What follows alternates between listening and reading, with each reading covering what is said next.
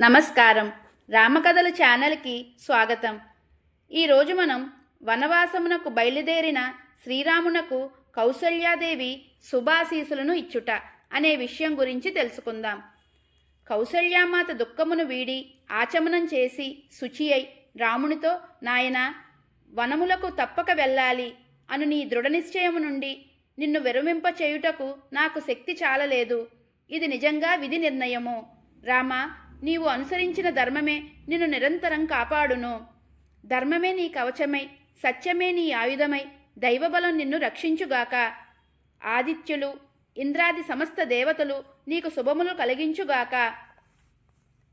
శుక్ల కృష్ణ పక్షములు, ప్రభవాది సంవత్సరములు, దివారాత్రములు నీకు సర్వదా సుఖమును కలిగించుగాక.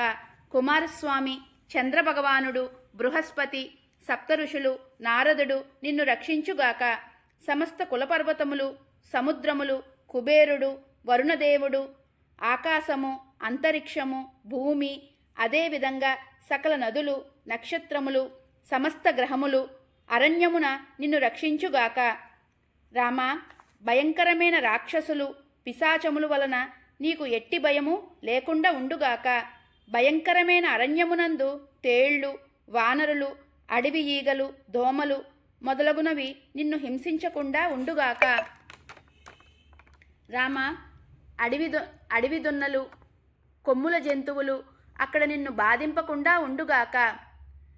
భూమిపై జీవించు వివిధ జంతువుల వలన గాని, అంతటా సంచరించు సమస్త దేవతల వలన గాని, పంచభూతముల వలన గాని నీకు హాని కలగకుండా సకల శుభములు కలుగవలను. సకల దేవతలు నా పూజలను అందుకొని వనవాసమునందు నిన్ను రక్షించుగాక అని కౌసల్యాదేవి పువ్వులతోనూ చందనాదులతోనూ దేవతలను ఆరాధించెను. శ్రీరామునకు శుభం కలగవలనని కౌసల్యాదేవి శాంతి హోమములు జరిపి బ్రాహ్మణులతో వేదమంత్రములను పారాయణ చేయించి వారికి దక్షిణ తాంబూలాలను సమర్పించెను.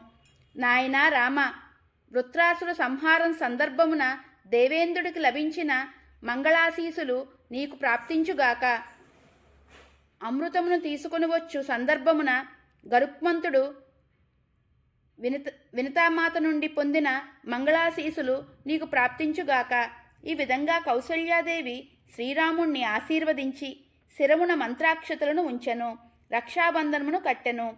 రామ, వనవాసము అనంతరము నీవు ఆరోగ్య భాగ్యములతో తప్పక అయోధ్యకు తిరిగి వస్తావు. సింహాసనమును అధిష్ఠించిన నిన్ను నేను ఆనందంతో తిలకిస్తాను. కౌసల్యాదేవి ఈ విధంగా పలికి రాముణ్ణి తన హృదయమునకు హత్తుకొనెను. రాముడు తన తల్లికి పాదాభివందనము చేసి సీతాదేవి భవనమునకు బయలుదేరెను.